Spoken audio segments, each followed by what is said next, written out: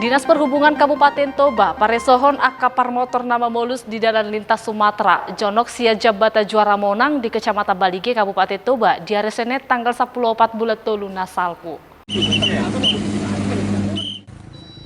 Ulau non digoarima operasi overdimensi dohot overloading.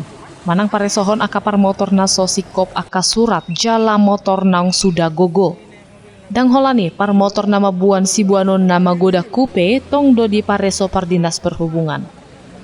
Marhite hatorangani amang partogi tabunan Kepala Bidang Prasarana dan Keselamatan saluhut akapar motor ikon pada laton aturan lumobi aturan uji gir.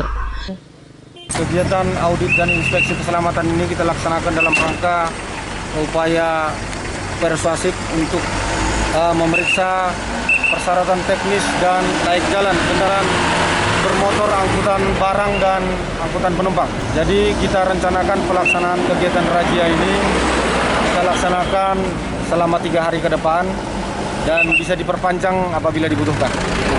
Pulau non di padalan Sapeto Luari Jala Diarina Parjoloi adong do opat surat ni par motor ditahan petugas aladang sikop sude aka surat ni motorna.